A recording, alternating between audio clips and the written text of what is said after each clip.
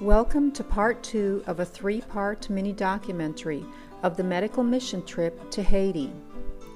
Those who were part of this medical mission include Father John Tapp, our spiritual leader, Karen Jensen, Holy Family Medical Mission Coordinator, myself, Dr. Ilka Nazario, medical student Alex Lamour, nurse practitioner Ann Richter, nurse Teresita Martirez, and 3 Haitian interpreters, Gigi, Ron, and Paul.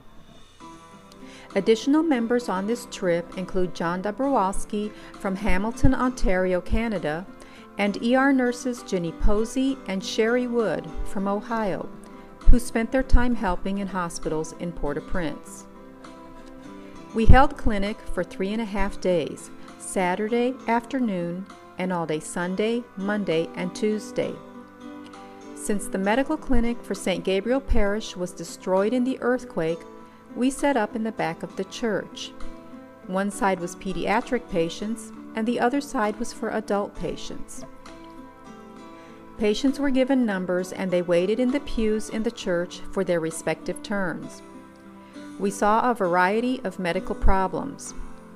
We were only able to perform a limited number of tests under these primitive conditions, such as urine, pregnancy, and glucose tests.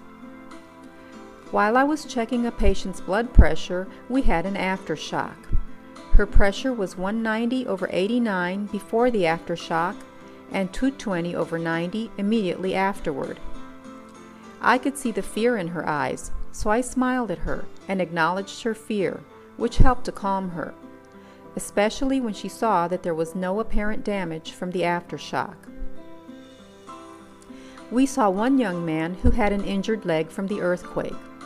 We diagnosed that he most likely had suffered a femur fracture and a fracture in the knee joint. He had not received any immediate medical care, and his fractures did not heal well. We referred him to the nearest hospital, which was many miles away, and we feel pretty certain that he did not go because he lacked money and transportation to get there.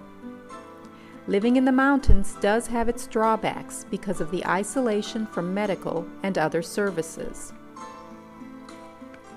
In the short period of 3.5 days, we saw 391 patients, ranging in ages between 2 weeks old and 97 years old. We dispensed a variety of medicines and vitamins from the 12 large duffel bags that we brought. We even had some medicines left over that we donated to St. Croix Hospital in Léogâne. An additional benefit of our medical mission was the hypertension clinic that we set up with 50 patients that would be seen by a local agent santé, which is Creole for healthcare aid, that will follow these patients quarterly for the next year and keep them supplied with blood pressure medicines. This entire mission was an incredible success for being our first effort in this community, and all thanks go to Karen Jensen and nurse practitioner Ann Richter, who did the bulk of the planning and organizing for this mission. Our goal for the mission were to see 300 patients and to set up the hypertension clinic. These goals were met and even exceeded. We were working under very primitive conditions, and it is only by the grace of God that we were fruitful in this mission. Each night we reviewed the events of the day and took notes on how we could make this a better mission next year. And we all decided that we would definitely return to help the people of St. Gabriel Parish in Beau Sejour. Following are pictures of the countryside and people of the mountain community of Beau Sejour. This village of 20,000, found at an elevation of 10,000 feet, is primarily a farming community. Their main crop is sugarcane. They also raise cows, chickens, goats, and other animals. The average annual wage in this area is $60. Because of the elevation, there is not much concern about malaria here. There are no paved roads, and travel is by walking or mule. Many do not have shoes, and their feet are toughened with calluses. These are very industrious, hardworking people. They farm the side of the mountain all day in the heat of the sun. Many carry their loads on their heads. I did not see any carts, but I did see some carry their loads on mules. Many homes were of block cement or wood with tin roofs. There was no running water, and they did not have electricity. We did see a fair amount of earthquake damage in the area, which is about 25 miles from Port-au-Prince. As of the date of our visit, the children had not yet returned to school because the school was destroyed. The village elders met with Father Renal to discuss this situation and to make some plans to resume education for the children.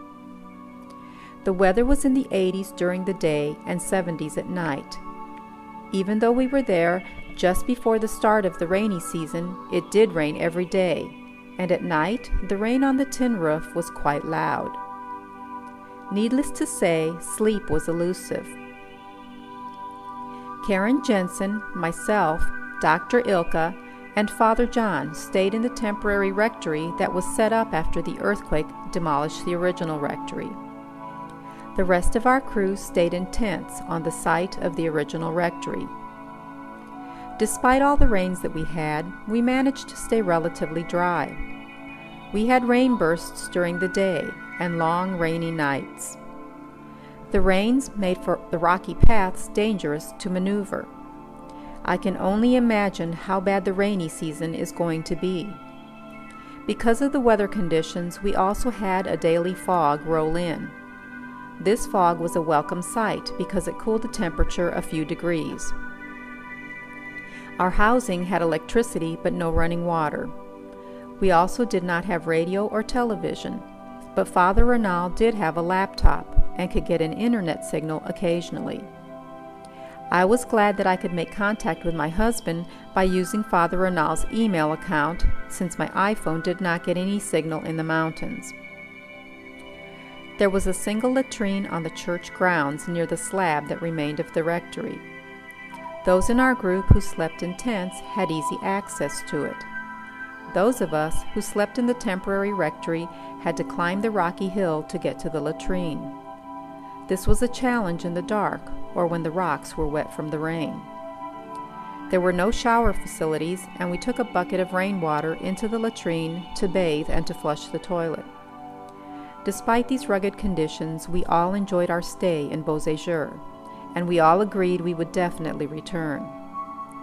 We decided on our next trip that instead of starting clinic immediately upon arrival, we would take the first day to explore this beautiful countryside.